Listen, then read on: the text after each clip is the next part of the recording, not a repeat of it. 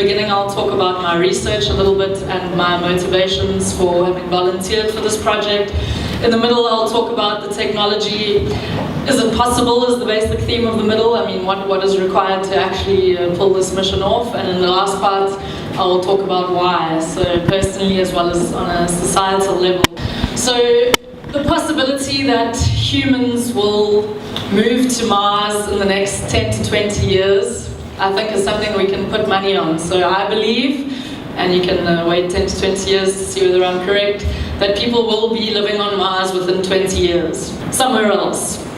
So where is that somewhere else? Well, the universe is a big place, so the fact that we haven't found evidence of life anywhere yet, at least in the public domain, is not because there's nothing, not because there's no life out there. In my opinion, there probably is, just because the universe is a big place, and we've only become good at looking at faraway places relatively recently. In terms of being a heavy chef, yes, I am completely prepared to give up my life on Earth for the possibility to contribute to the discovery of evidence of life on Mars. It's a good candidate for having one supported life.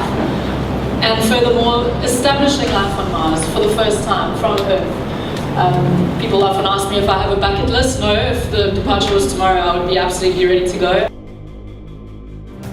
I think at this point in history, we are not only capable of seeing the big picture. I mean, for everyone who has a smartphone, that is not only your Uber ride home or whatever, that's also the sum of human knowledge in your hand. You have access to the sum of human knowledge in your hand. Okay, of course there's some things that we can't store electronically, but it's pretty close to it in terms of what we have access to on the internet. So we don't only have the ability to see the big picture, but we have the necessity to see the big picture. Now more than ever, it's becoming clear that our resources on this planet are finite, and I think it's imperative that we think about the big picture. So in my mind at least, the big picture means thinking objectively. So not many of us have had the privilege of seeing Earth from this perspective, but people who have been to space, there are only 580 something of them in total in history who have ever been to space. For me, of course, I'd be prepared to give up my life on Earth for the possibility to contribute to new science, not just sort of incrementally new science, but completely new science. We might even discover evidence of life on Mars. This life will probably, in my opinion, be related to us. Maybe it's fossilized, maybe not. Certainly not on the surface, not big, there are no big life forms on the surface as far as we've seen. We've been observing Mars for almost 50 years now.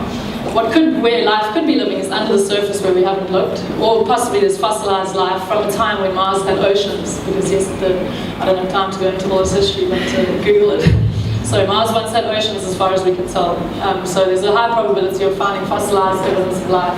This would be the biggest possible contribution of science to humanity. Are we alone?